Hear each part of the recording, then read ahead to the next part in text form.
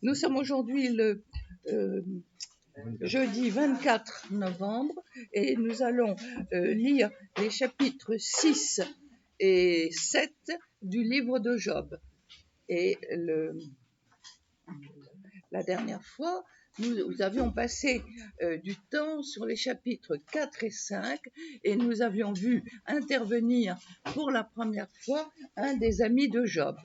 Et nous avons vu à travers la poésie difficile, à travers un texte qui était vraiment compliqué, nous avons vu la conclusion du discours d'Éliphaz, c'est qu'il est enfermé dans sa théologie, qu'il prétend parler au nom de Dieu, qu'il veut se présenter comme un prophète en disant qu'il a eu des visions, et finalement, il finit par dire à Job, eh bien, dans le fond, adresse-toi directement à Dieu et surtout demande-lui pardon. Et nous allons voir maintenant, aujourd'hui, la réponse de Job. Alors, la réponse de Job, ce sont les deux chapitres, 6 et 7. 6, le début du 6, c'est ce que vous avez sur le texte qu'on avait la dernière fois, et vous avez une nouvelle photocopie qui vous donne en recto verso la suite, c'est-à-dire le chapitre 6 qui est long et le chapitre 7 aussi. Alors, nous allons donc reprendre, et il faut qu'on puisse quand même lire ensemble.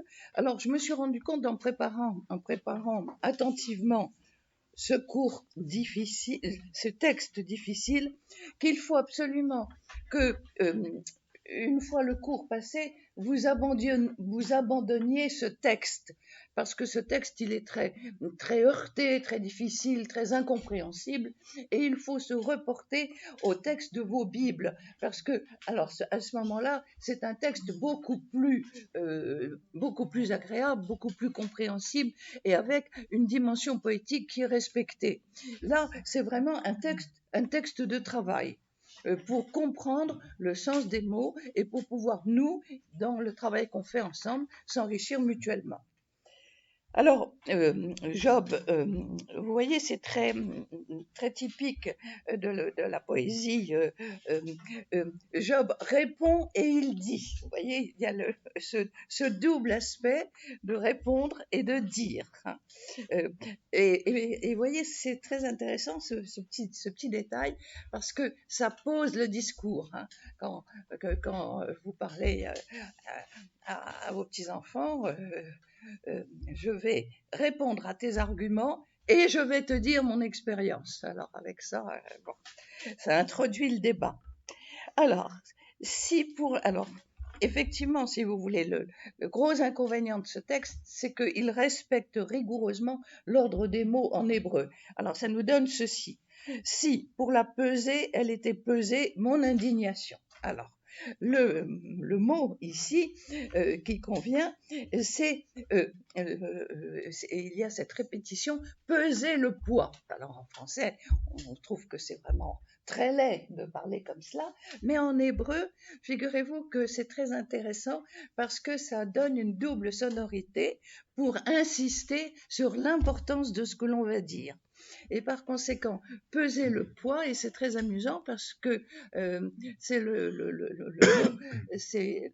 mot shekel. Shekel, c'est la monnaie hébraïque, et c'est shekel. Bon, pour bien affirmer l'importance de ce poids. Et quel est le sujet, évidemment, qu'est-ce qu'il va peser? C'est son indignation. Alors, le mot qui est employé là, en hébreu, signifie à la fois la détresse, la hargne, l'indignation et surtout la colère. Et ce qui est très intéressant, c'est que ce mot-là signifie un objet encombrant. Et vous voyez tout de suite l'image, comme c'est parlant. Un objet encombrant, donc un poids qui pèse sur la conscience. où on se dit toujours qu'on regrette de s'être mis en colère. Eh bien, c'est l'objet encombrant, voyez. Et vous voyez, c'est ça ce qui est l'intérêt d'un texte comme cela, c'est de montrer, d'illustrer très concrètement le mot. Et si bien que sa colère, enfin, tout ce poids de désespoir, d'incompréhension, de tout ce qu'il peut ressentir, et il dit, eh bien, que cela pèse plus lourd que le sable des mers. Oui, maintenant, plus lourd que le sable, plus que le sable des mers, elle s'alourdit. Vous voyez cette idée de poids qui pèse. Et c'est intéressant parce que nous, on dit toujours qu'on a un poids qui pèse sur notre conscience. Eh bien, vous voyez, vous en avez l'image ici. Mais ce qui est intéressant, c'est qu'il emploie le mot sable. Et le mot sable, pour les Juifs qui lisent ce texte, c'est immédiatement un souvenir. Et c'est le souvenir de la bénédiction d'Abraham qui reçoit de Dieu, je m'engage à te bénir et à faire proliférer ta descendance autant que les étoiles du ciel et le sable au bord de la mer, dans la Genèse au chapitre 22 au verset 1. Et par conséquent, vous voyez ce qui est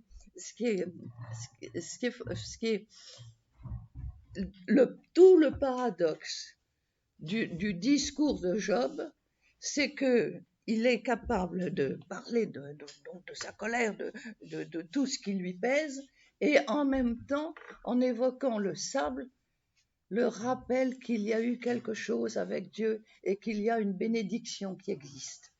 Donc, si vous voulez, c'est intéressant aussi pour nous parce que ça nous montre dans notre conscience, qui quelquefois n'est pas très claire, notre conscience, elle est encombrée par le poids de notre colère et pourtant, justement, il y a en arrière-plan l'idée qu'il y a ce fil qui nous relie à Dieu. Donc c'est une image forte que les prophètes utilisent pour décrire la multitude du peuple et sa vulnérabilité au milieu des désastres qui atteignent Israël. À un autre moment, c'est Jérémie qui dit « J'ai vu ces veuves aussi nombreuses que les grains de sable au bord de la plage », dans Jérémie au chapitre 15 au verset 8. Alors au verset 3, voilà que mes paroles dérapent. Vous voyez au verset 3.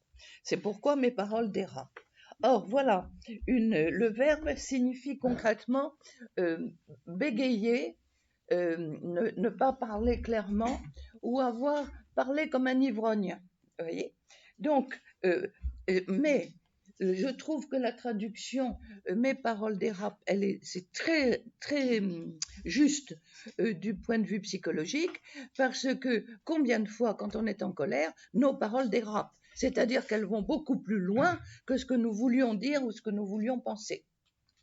Donc, ici, vous voyez, les paroles qui dérapent, on a tous fait l'expérience d'une colère qui va monter parce que la discussion s'enflamme. Et au verset 4, alors là, c'est intéressant parce que nous allons trouver un thème particulier. C'est car les flèches de Shaddai, c'est-à-dire les flèches de Dieu, sont en moi, c'est leur venin que boit mon esprit, les terreurs d'Éloah sont alignées contre moi. Autrement dit, nous avons l'introduction du thème d'un Dieu qui serait un Dieu archer, qui avec son arc tire des flèches. Les Perses avaient l'habitude d'enduire leurs flèches de venin de serpent, de venin de serpent qui s'infiltrait dans les blessures et qui rendait la mort inéluctable. Et ici, les flèches sont empoisonnées et il s'agit ici de venin comme celui des reptiles, des vipères et des mauvaises langues. On a un psaume qui nous décrit cela très précisément.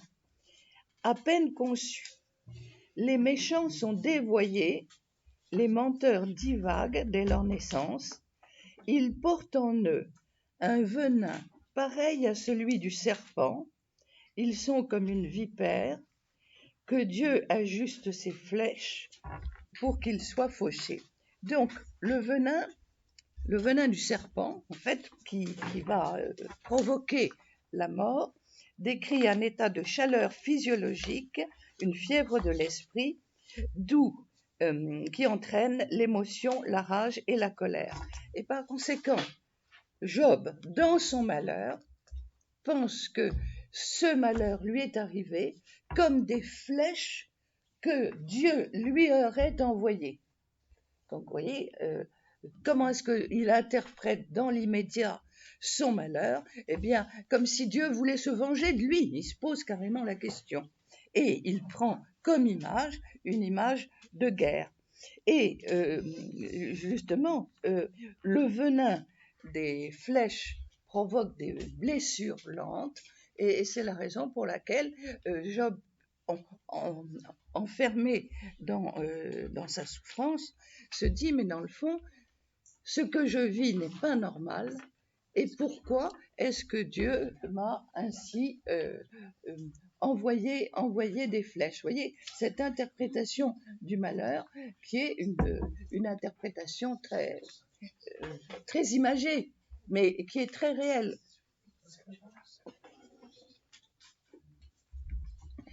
L'image du venin, l'image de quelque chose qui est empoisonné. Or, nous avons tous fait l'expérience que dans des temps de colère, il y a des phrases qui sont dites et qui restent dans la mémoire et qui sont comme un venin qui nous font souffrir à mort lente. Donc, vous voyez qu'une image comme celle-ci, elle est très précieuse sur le plan de comprendre la psychologie. Donc, ça... Le psaume 58, les versets 5 à 8, avec cette image qui est intéressante. Les méchants sont dévoyés, les menteurs divaguent, ils portent en eux un venin pareil à celui du serpent, ils sont comme une vipère sourde. Ouais, voilà. Donc, on a tous fait l'expérience de personnes qui n'étaient capables que de dire des choses méchantes. Ça, on a connu tout cela. Mais vous voyez, comme derrière, c'est leur ardeur que boit mon souffle. Autrement dit, ce venin me fait mourir à petit feu. Je n'ai plus d'énergie. Je suis complètement anéantie par le venin de ces flèches. Alors, et je suis épouvantée, les épouvantes d'Éloi, c'est-à-dire le Seigneur me fait peur.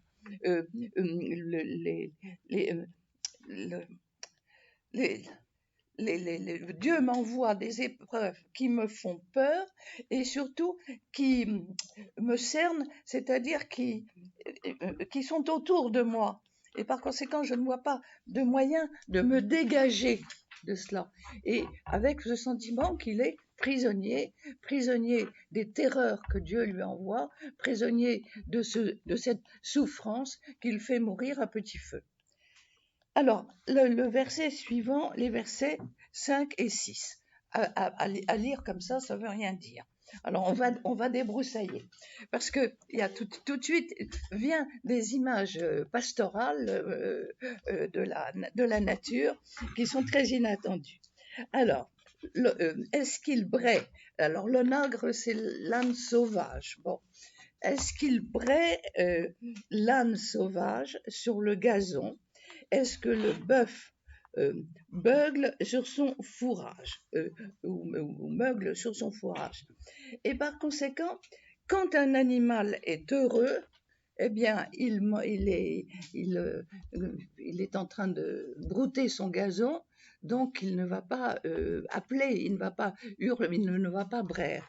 Quand un bœuf est en train de manger, de brouter son fourrage, il est tranquille, il est en paix et il ne va pas, je ne sais pas comment on dit, si c'est beugler ou meugler. Bon, c'est meugler, il ne va pas meugler. Et par conséquent, il prend l'image, si vous voulez, dans la nature, vous voyez, d'animaux qui sont tranquilles et qui mangent leur gazon tranquillement. Et ensuite, au verset 6, alors, ce qui est fade se mange sans sel. Bon, c'est une évidence. Quand c'est fade, c'est que ça manque de sel. Vous voyez à quel point le sel, bon, c'est important. Alors, ensuite, y a-t-il du goût à la sève de bugloss? Alors, je vais vous donner plusieurs traductions. Y a-t-il du goût? Alors, la bugloss ou le pourpier, c'est la même chose, c'est une plante médicinale analgésique. Donc c'était une plante dont on connaissait les bienfaits pour apaiser. Vous voyez, c'est intéressant parce que ça nous donne une idée de ce que l'on utilisait. Alors, y a-t-il du goût? Est-ce que le jus de cette plante nous donne du goût? Alors, la Tobe, elle traduit, y a-t-il du goût à la bave de pourpier? Mais, ce qui est intéressant, c'est que les mots qui sont traduits par la sève et bugloss signifient aussi le blanc d'œuf, qui est considéré comme la chose la plus fade qui soit.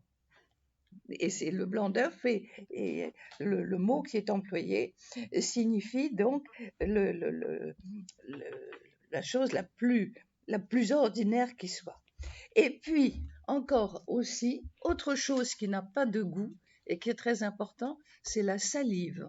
Et donc, ce même mot signifie à la fois une plante, et il signifie à la fois la salive, et il signifie à la fois le blanc d'œuf.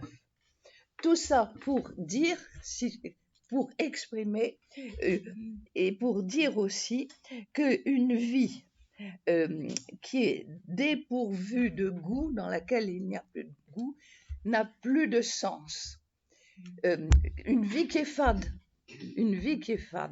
Et on a une expression en français qui est très juste, et avoir le goût de la vie. Le grand truc, hein, c'est de nous montrer des jeunes ados qui ont le goût de la vie, qui sont enthousiastes. Ça, vous en avez connu dans votre ministère. En ce moment, ils n'ont pas trop le goût de la vie. Hein? En ce moment, ils n'ont pas trop le goût de la vie, les ados. C'est vrai? Oui, non, c'est... Non, mais oui, j'en avais connu, mais... Bon, donc, vous voyez, alors, vous voyez ce qui est très, très déconcertant dans cette poésie hébraïque, c'est qu'il va chercher des images pour dire, si vous voulez, pour dire avec force, ma vie n'a plus de sens, ma vie, je n'ai plus de goût à rien. Donc, pour exprimer une forme de désespoir. Et il y a ici le mot, et alors en plus, le mot qui est employé ici, on a bien dans le verset 6, et vous pouvez l'entourer d'un trait sur parce que c'est important de se souvenir, c'est que le goût renvoie immédiatement dans la mémoire juive à un événement heureux. Qu'est-ce qui a du goût?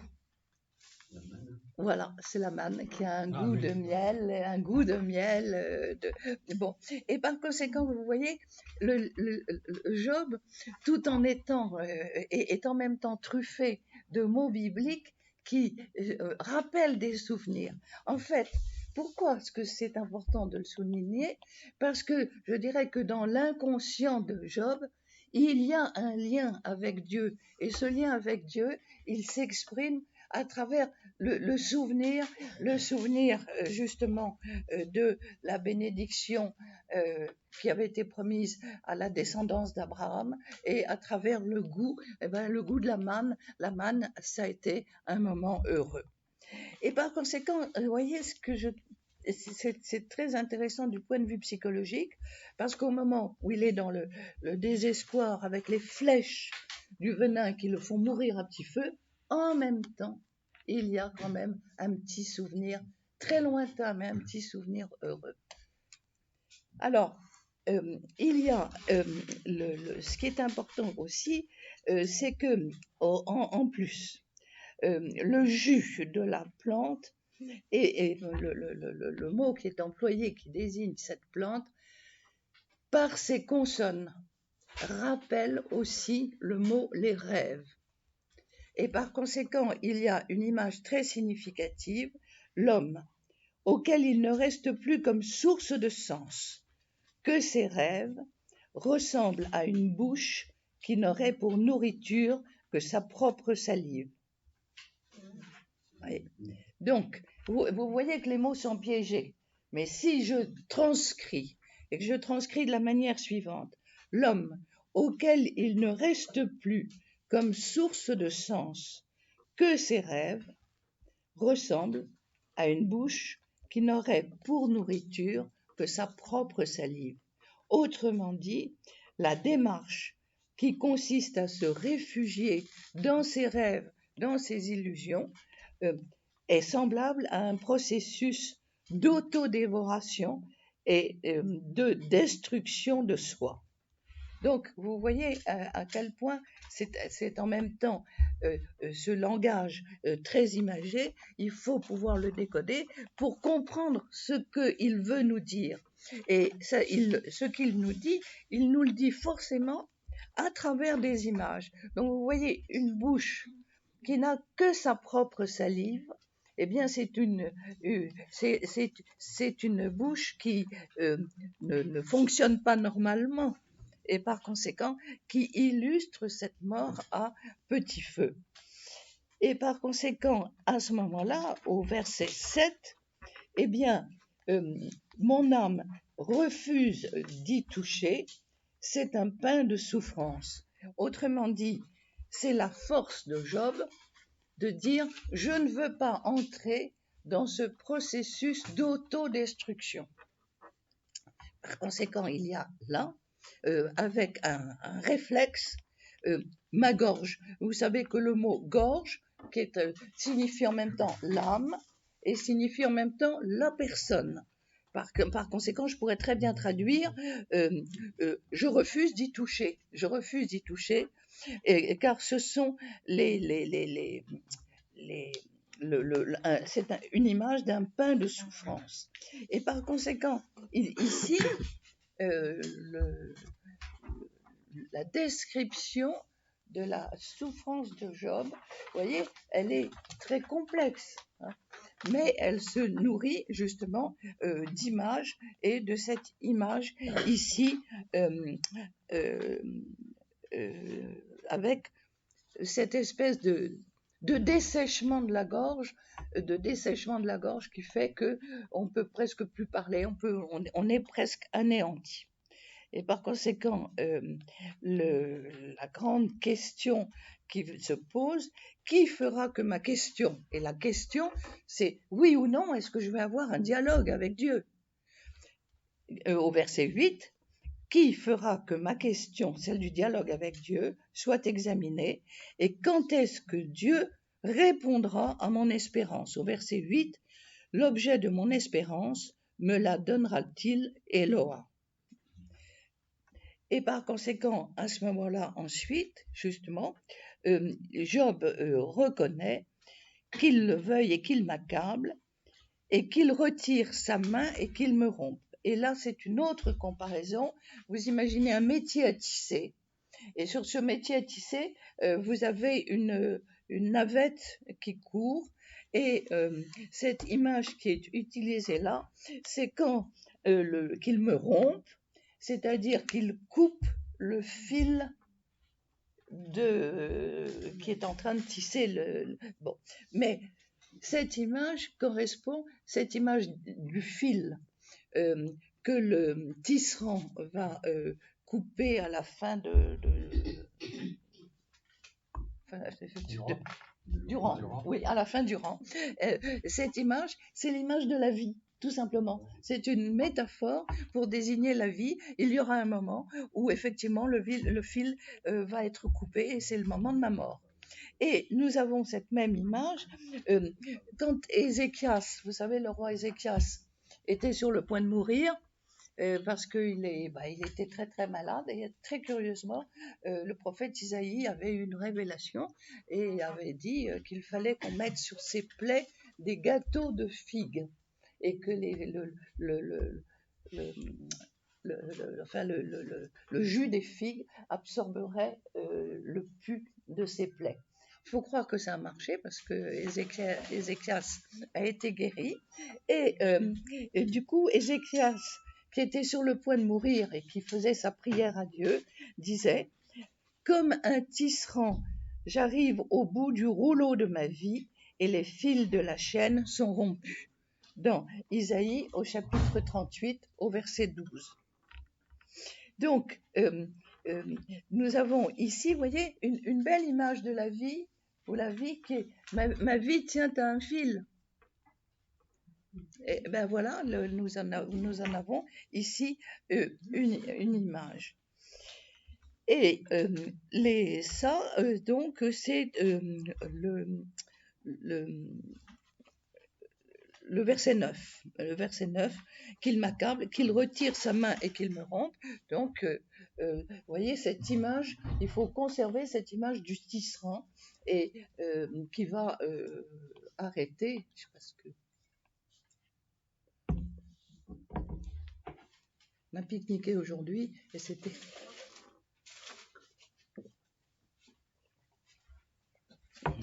Alors, donc, et ce sera ma consolation au verset 10. Je tressaillirai dans ce tourment sans indulgence parce que je n'aurai pas renié l'édit du Saint. Et voilà, c'est ça. Vous voyez, je reconnais la grande difficulté de ce texte parce que il dit je voudrais que ma question, j'attends que Dieu me réponde parce que c'est lui qui est l'objet de mon espérance. Pourtant, c'est lui qui en ce moment m'accable, au verset 9, et qu'il retire sa main, puis qu'il arrête ma vie, que j'arrête de souffrir. Bon. Et au verset 10, ce sera encore ma consolation, et je tressaillerai dans ce tourment sans indulgence, parce que, merci, je n'aurai pas renié les paroles du Saint. Alors, nous avons ici quelque chose qui est formidable, c'est qu'il se dit que malgré tout, eh bien, il aura été fidèle. Son raisonnement, voilà le raisonnement de Job, de ces versets 10, 11 et 12, car il pose la question, ma force, au verset 11, quelle est ma vigueur pour que je patiente? Et ensuite, au verset 12, ma force a-t-elle la force du rocher? Ma chair est-elle de bronze? Son raisonnement est le suivant. Que Dieu me fasse mourir vite avant que j'aie eu la faiblesse de le renier, parce que je ne suis fait ni du roc ni du bronze. Et la grande question, c'est comment est-ce que je vais tenir pour ne pas renier la fidélité que j'ai envers Dieu? Et il prend cette image dans une distorsion thématique dont il a l'habitude. Job se sert de souvenirs bibliques très éloquents. Nous avons par exemple, vous savez que les Hébreux renaclent beaucoup à employer le mot de Yahvé et qu'ils le remplacent toujours par le mot Seigneur ou par un synonyme. Le rocher, c'est un synonyme. Quand je dis à Dieu, c'est toi mon rocher, sur toi je m'appuie, c'est une image, vous voyez, mais c'est l'image qui nous renvoie au chapitre 17 de l'Exode, quand le peuple est dans le désert, où le peuple rouspète contre Moïse, où le peuple dit mais qu'est-ce qu'on fait ici? On était bien mieux en Égypte, même si on était esclaves. Et Moïse, complètement découragé, se tourne vers Dieu et dit à Dieu, ce peuple, c'est toi qui as voulu l'amener ici, donc c'est toi qui dois faire quelque chose. Et Dieu dit, prends ton bâton et frappe le rocher, et de là il coule de l'eau, et par conséquent le rocher, le mot le rocher rappelle toujours ce miracle de l'eau. Et par conséquent il y a ici l'image, est-ce que j'ai la force, est-ce que oui, au verset 12, ma vigueur est-elle de pierre? Ma vigueur est-elle faite de... Le mot qui est employé, c'est le mot rocher. Et puis ensuite, ma chair est-elle de bronze? Et ça, nous avons un passage absolument admirable qui montre bien les liens qu'il y a entre la poésie du livre de Job et le livre de Jérémie, dans la vocation de Jérémie, où Jérémie dit, ben non, je suis pas fait pour ça, je suis pas capable, et puis je sais pas parler, et puis non, je veux pas. Et ce qui est absolument magnifique, c'est Dieu lui dit, n'aie pas peur, n'aie pas peur. C'est magnifique parce que je suis avec toi pour te libérer.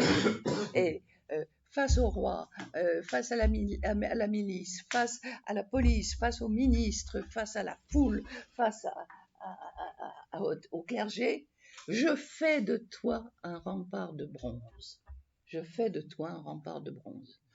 Alors, bon, c'est une image extraordinaire, magnifique, mais Jérémie se retrouve avec toutes ces difficultés et tout ça. Mais l'image, je trouve qu'elle a une force absolument extraordinaire parce qu'elle s'adresse aussi à nous. Hein.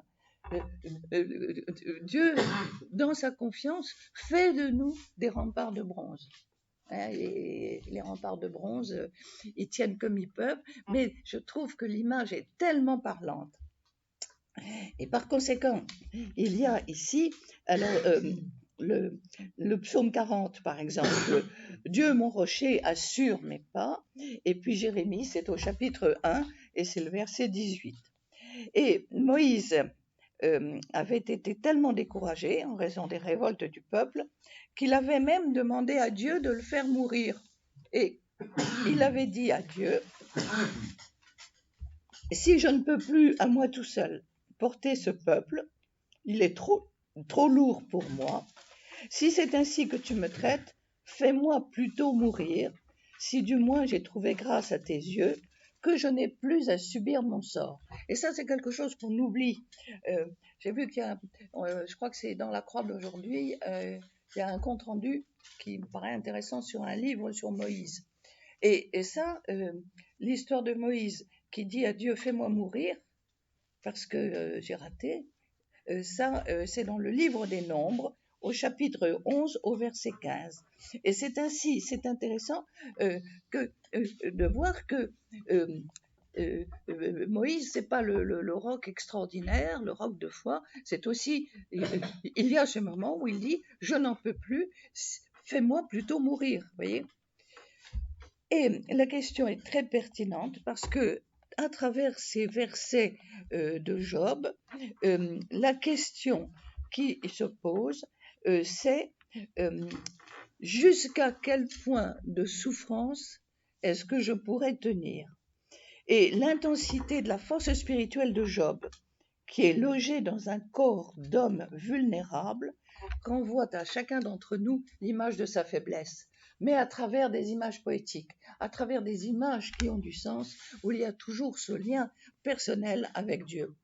Et ça me rappelle, il y avait un livre absolument magnifique qui était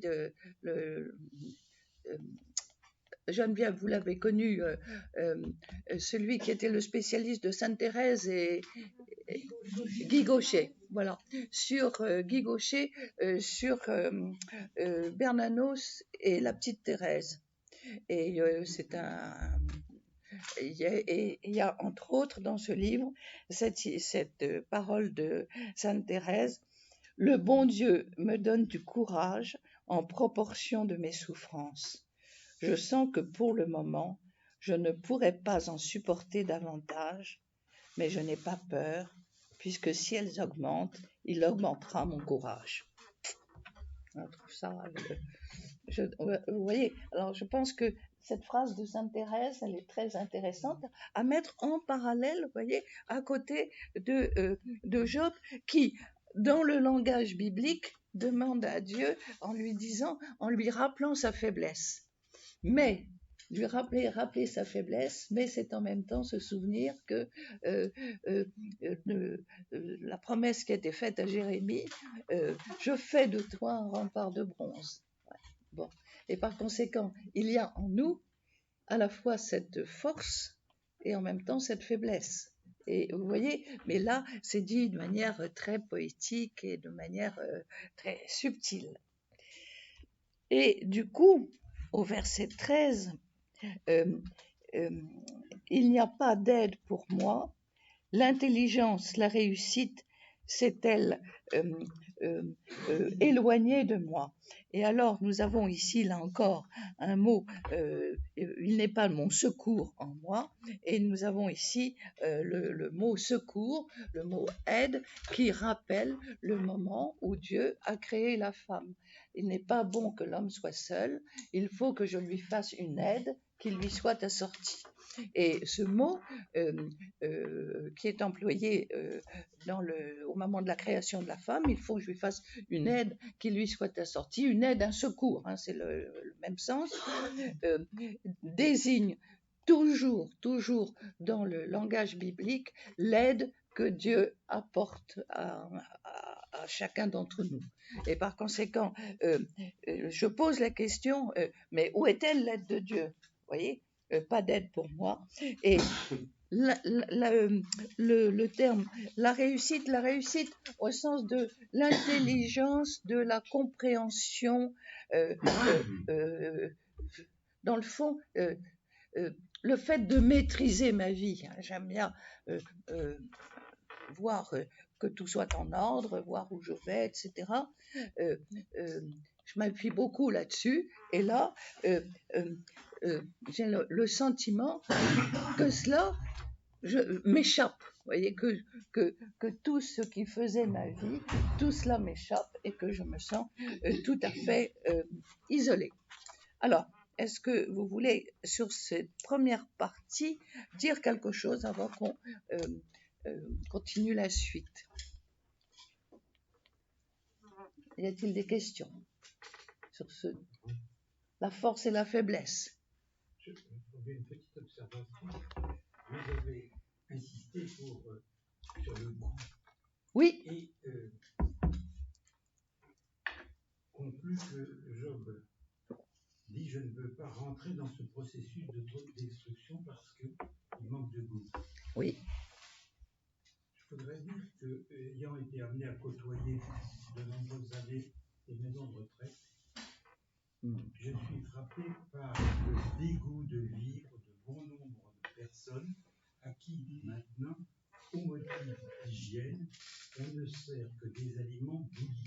C'est-à-dire que les personnes d'un certain âge ont cuit un beefsteak avec un beurre qui était pas à cuit, qui nous a pas fait mourir, un peu de cholestérol, aujourd'hui ne peuvent manger que de la viande bouillie.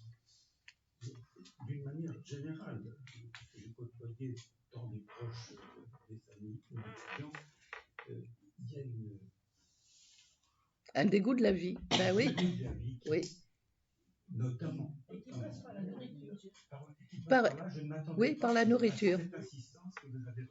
Oui, voyez comme c'est intéressant, parce que vous relevez de votre expérience concrète et réelle, et voyez que ça correspond justement à cette nature humaine où il y a ce besoin de vivre et ce besoin justement, et la nourriture en fait partie, et c'est pas pour rien que Dieu nous promet un festin de viande grasse et de vin vieux. C'est pour ça que la gourmandise n'existe pas, puisque Dieu nous promet cela dans Isaïe au chapitre 26.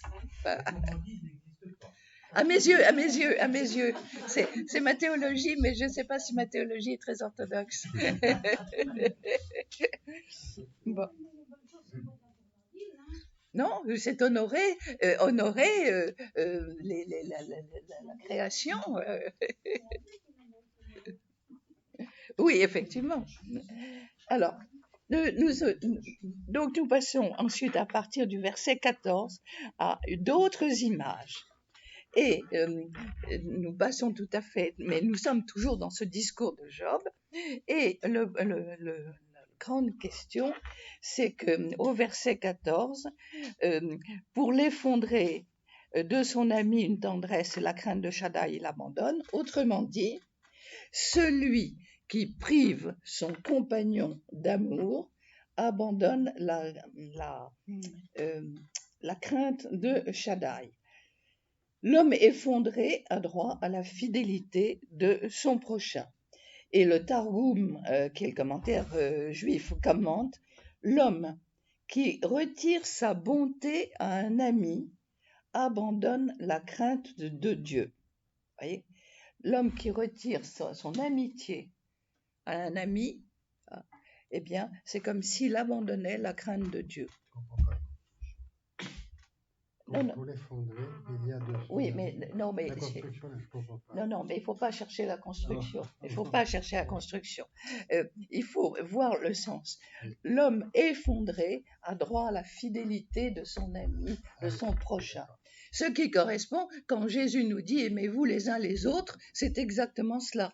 Mais vous voyez, par exemple, le commentaire juif, celui qui retire sa bonté, enfin, c'est à un ami, eh bien, c'est comme s'il abandonne la crainte de Dieu. C'est comme s'il abandonnait Dieu. Et c'est drôlement intéressant de se rendre compte que c'est cela ce qu'il va dire.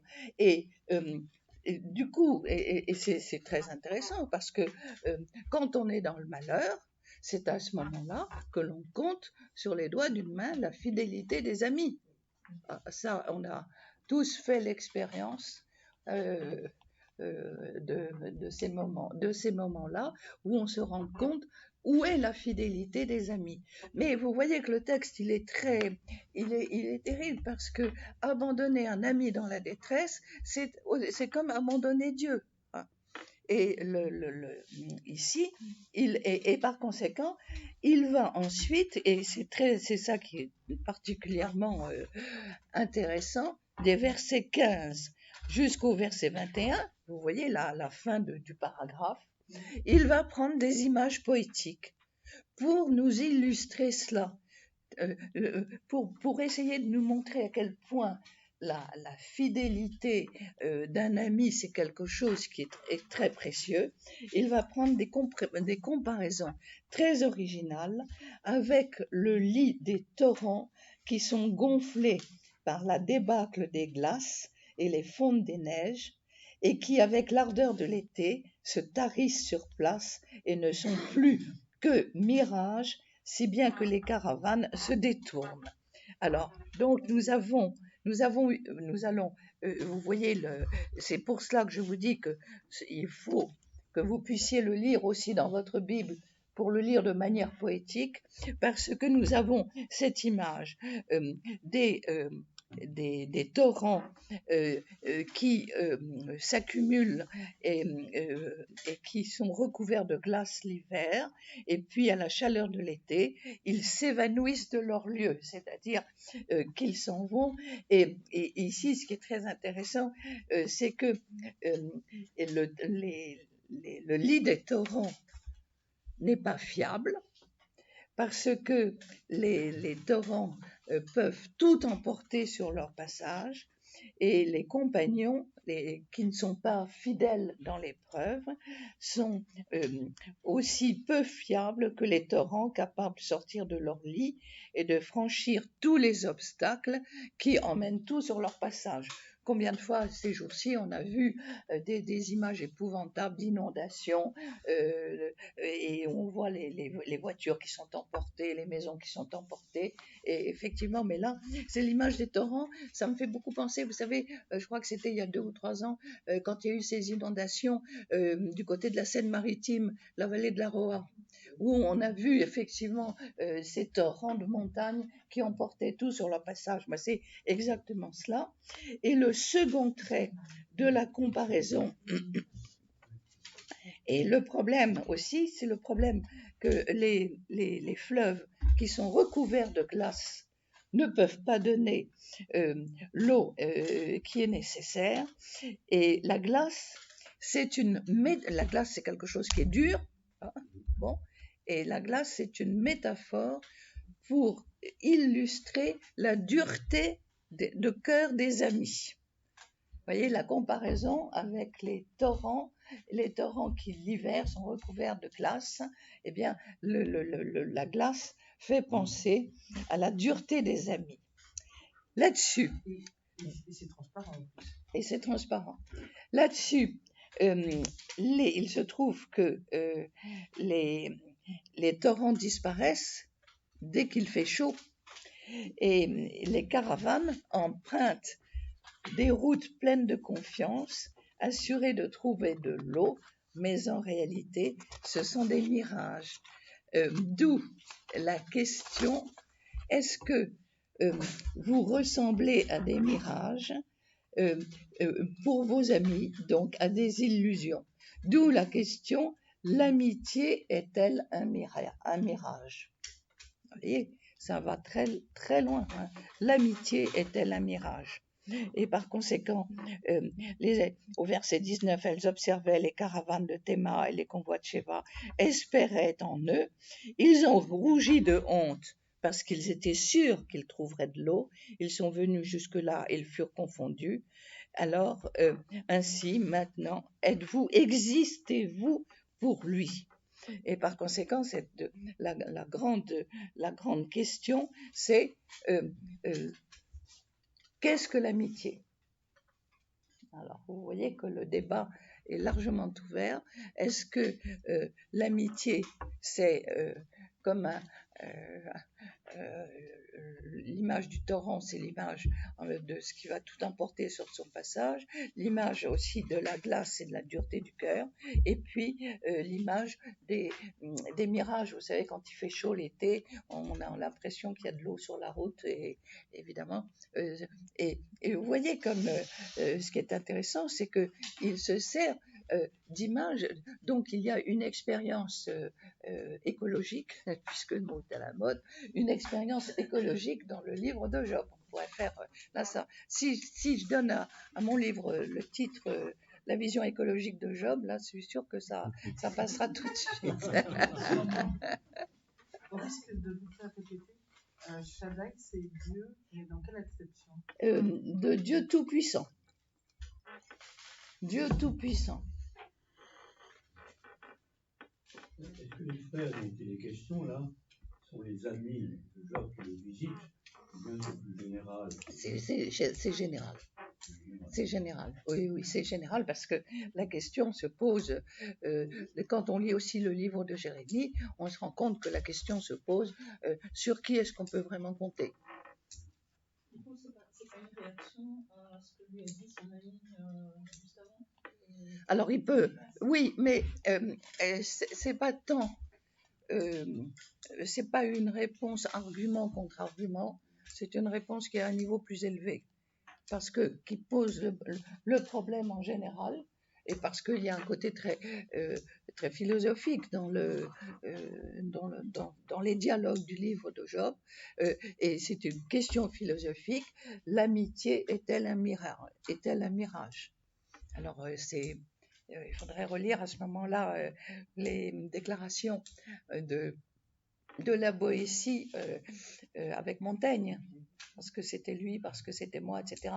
Mais si vous voulez, ce qui est difficile dans notre société actuelle, c'est dès qu'on lit quelque chose sur une amitié, à ce moment-là, on soupçonne tout de suite d'homosexualité. C'est extrêmement gênant, alors que ces textes, c'est bien au-delà, si vous voulez. Bon. Oui, mais il y a le fait que souvent, nous ne voulons pas. Il abandonne la crainte de Shaddai quand il compte pas sur l'amitié. Mais en fait, souvent, on a une attitude par discrétion vis-à-vis des autres. On s'enferme dans son propre problème, dans ses propres difficultés. Hein. Et ça, c'est une tentation qu'on a. Et ça demande reconnaître qu'on a besoin des autres. C'est pas toujours facile. Non, c'est pas facile, mais vous savez, il y a des questions où on ne se pose plus la question. Quand on se retrouve très seul, on ne se pose pas la question à ce moment-là. On reçoit. Il y a des gens qui se posent la question, en fait, parce qu'ils ne veulent pas donner une image de fragilité, en fait. Exactement. Et quelque part, ils se foutent de leur possibilité d'être aidés. Mais c'est vos amis de venir quand même, d'entourer, de percevoir un peu si on est vraiment les amis, on se rend un peu compte qu'on Oui, ne sait mais pas très bien quoi, mais après, il faut que l'autre accueille. C'est comme le rapport par rapport à Dieu, en fait. On peut tendre la main, mais il faut que l'autre accepte. C'est une relation, c'est interpersonnel. c'est pas les amis se défient. Ce ne sont pas des amis. Ça a été des amis au moment, mais pas toujours. Pas dans la difficulté. C'est difficile d'être ami dans la difficulté de quelqu'un. Oui, c'est vrai. Alors, les versets 25 et 26, verset 22. Est-ce que je vous ai, je voudrais quand même qu'on termine au moins le chapitre 6. Est-ce que je vous ai demandé de l'aide? Et Job s'adresse ensuite à ses amis. Est-ce que je vous ai demandé de l'argent pour me libérer de mes ennemis? Éclairez-moi, en quoi ai-je failli? À quoi riment toutes ces paroles et tous ces discours que le vent emporte? Et par conséquent, c'est les versets, à partir du verset 22. Vous voyez, vous ai-je dit, gratifiez-moi, de votre vigueur soyez prodigue en ma faveur, venez à mon secours, faites-moi échapper à la main d'un tyran et de la main des violents, rachetez-moi. Instruisez-moi et moi je me tairai. Et en quoi je m'égare, faites-moi voir ce que je n'ai pas compris et essayez de m'expliquer en quoi est-ce que j'ai failli à votre égard.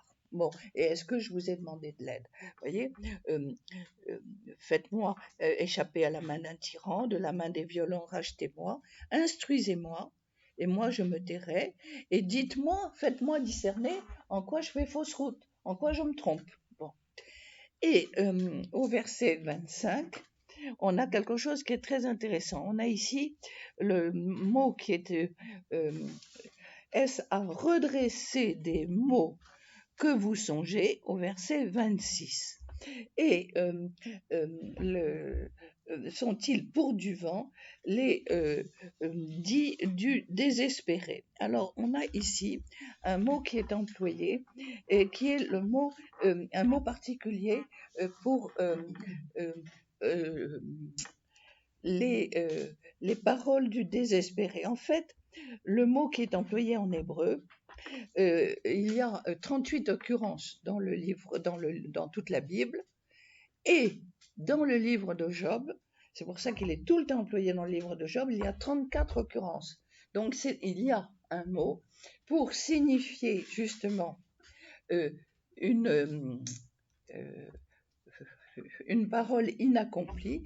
Et c'est très curieux parce que le mot qui est employé là, qui se traduit par les mots, est à redresser des mots que vous songez. Alors derrière les mots, il y a un mot hébreu qui désigne une feuille singulière cueillie sur l'arbre des pensées, un mot qui exprime un fragment de pensée, contrairement au mot qui signifie la parole.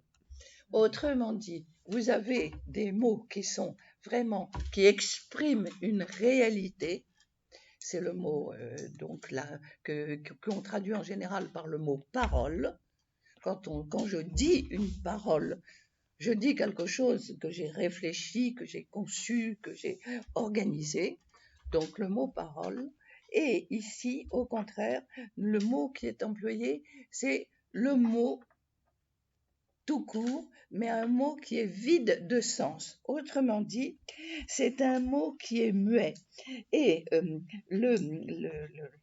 ces mots muets représentent des pensées inachevées, des feuilles mortes qui volent poussées par le vent avant de pourrir. Et cette image très significative, elle illustre un pauvre langage qui finalement débouche sur la mort, un langage qui est très à la mode et qui enivre tous ceux qui s'en emparent sans se rendre compte qu'il souffle sur du vent. Et ça, on touche du doigt un problème majeur chez les ados, qui est une forme de langage inachevé. une pensée qui n'est pas structurée, organisée. Le langage que Dieu m'a donné s'exprime par des mots, mais ces mots, ils ont un sens. Or, je peux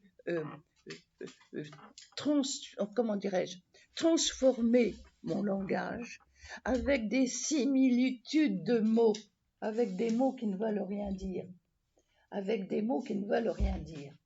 Et par conséquent, c'est la question qu'il pose. Qu'est-ce que c'est que ces mots muets, ces mots que vous utilisez, est-ce à redresser les mots que vous songez, sont-ils pour du vent, les vies du désespéré? Et cette image, elle est très significative parce qu'elle montre qu'il y a des paroles complètement vides de sens et qui ne débouchent sur rien,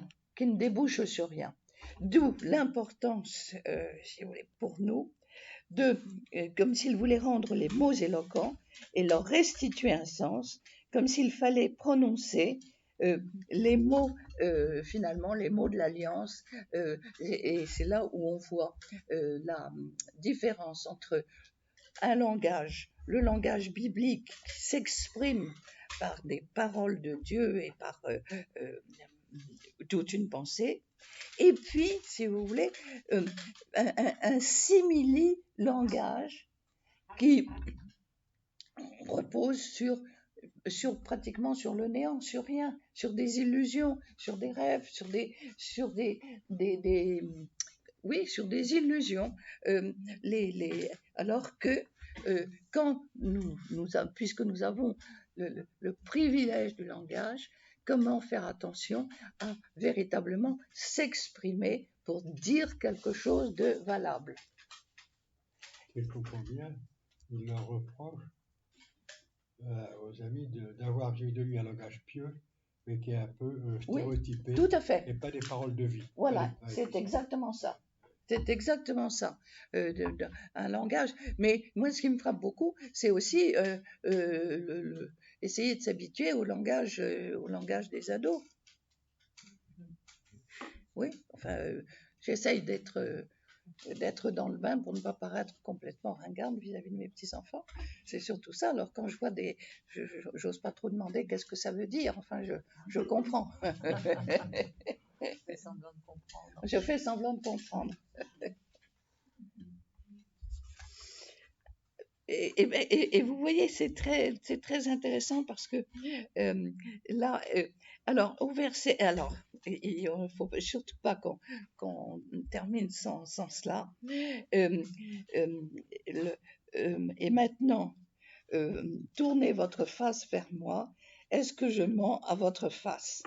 Alors, la face est plus que le visage. Il révèle tout l'être. Et le visage du juste est le siège de son être et le miroir de sa vérité. Et par conséquent, il y a ici, retournez-vous donc, c'est convertissez-vous au sens de faire cet effort sur soi.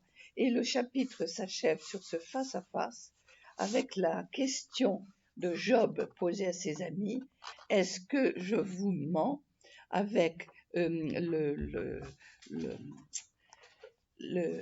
mon palais, c'est-à-dire dans ma bouche, parce que la langue hébraïque, elle est très développée. On a les lèvres, on a les mâchoires, on a les dents, on a la langue, on a les cordes vocales et on a le palais. Bon, le miel est doux à mon palais, c'est une expression qu'on trouve souvent dans la Bible. Eh bien, ici, on a cette expression, je ressens effectivement, physiquement, la détresse. Et vous voyez que en associant le palais de sa bouche et la détresse, on retrouve le début du chapitre qui faisait allusion justement au malheur. Est-ce que je pourrais peser, si vous voulez, c'est pas seulement ma colère, mais toute ma détresse, toute ma hargne, tout ce qui bouillonne en moi,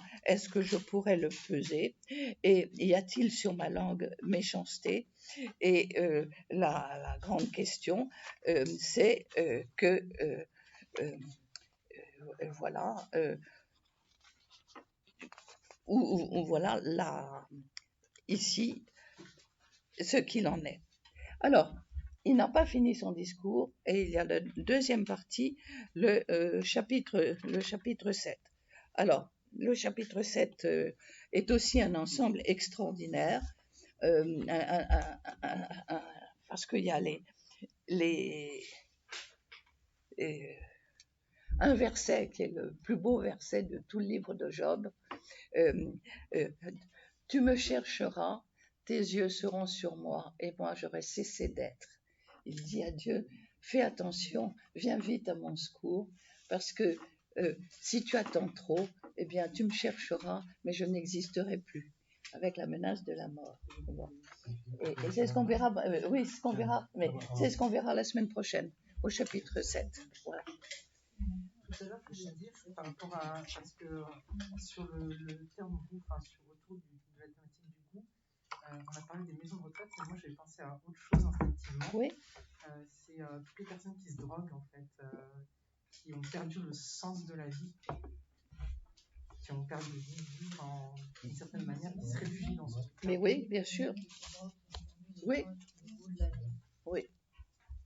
Et c'est drôle parce que c'est deux extrémités de la vie. Il y a les gens qui se droguent et les vieux qui ont certes des repas lyophilisés sans goût. Est-ce qu'il y a des questions sur ce très beau chapitre, voyez, qui pose le problème de est-ce que Dieu ne me donne pas trop de souffrance? J'aime beaucoup la phrase de Sainte Thérèse. Je trouve que c'est magnifique. Il me donnera, pour chaque jour, il me donnera la force nécessaire. Et puis l'image, les mirages que compose qu'est l'amitié. Vous voyez que sur le plan spirituel, il y a toute une mine absolument magnifique, mais je reconnais que le texte est difficile et qu'il faut pouvoir le décoder. Voilà.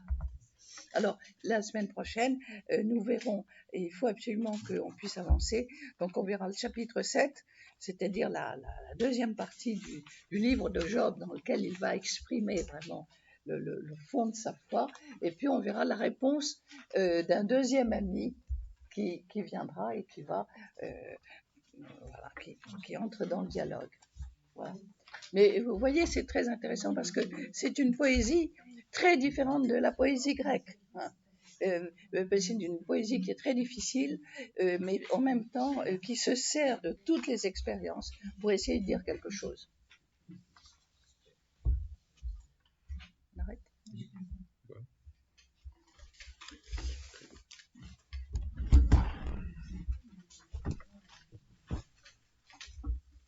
Au nom du Père et du Fils et du Saint-Esprit. Amen. Eh bien, Seigneur, à nouveau par ta parole, tu viens nous rejoindre dans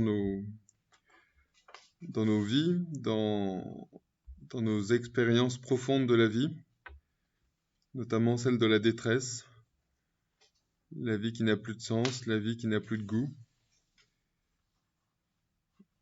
On a tous connu plus ou moins des périodes telles où, en tout cas, on connaît tous des personnes qui, justement, perdent ce goût de la vie.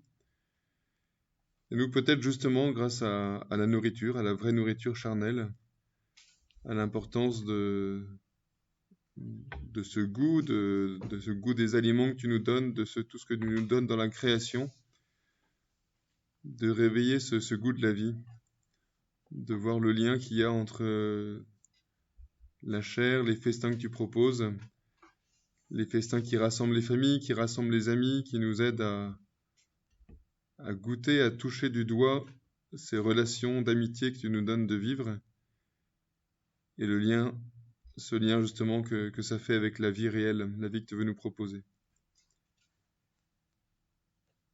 Et puis Seigneur, il y avait aussi cette question de l'amitié, la difficulté de l'amitié avec les paroles parfois un peu creuses, où ces amitiés sont en fait des relations, des profiteurs, des personnes qui viennent plutôt quémander. Aide-nous à discerner dans nos amitiés, d'une part les amis, des vrais amis, des beaux parleurs, mais comment nous aussi, comment nous-mêmes nous sommes ou pas de vrais amis pour les autres. Aide-nous à voir si on est capable d'aller voir notre prochain quand il va moins bien, quand il souffre, quand il est dans la détresse, quand on ne le comprend plus. Seigneur, que ta parole qu'on a entendue ce soir, qu'il va résonner en nous, qu'on va retravailler, que ta parole nous aide à toujours mieux nous connaître, mieux voir la vie que tu nous proposes, cette vie qui a du goût, cette vie de l'amitié. Amen. Notre Père, qui es aux cieux, que ton nom soit sanctifié, que ton règne vienne, que ta volonté soit faite sur la terre comme au ciel. Donne-nous aujourd'hui notre pain de ce jour. Pardonne-nous nos offenses, comme nous pardonnons aussi à ceux qui nous ont offensés. Et ne nous laisse pas entrer en tentation, mais délivre-nous du mal. Le Seigneur soit avec vous. Que Dieu Tout-Puissant vous bénisse, le Père et le Fils et le Saint-Esprit. Amen. Bonne soirée.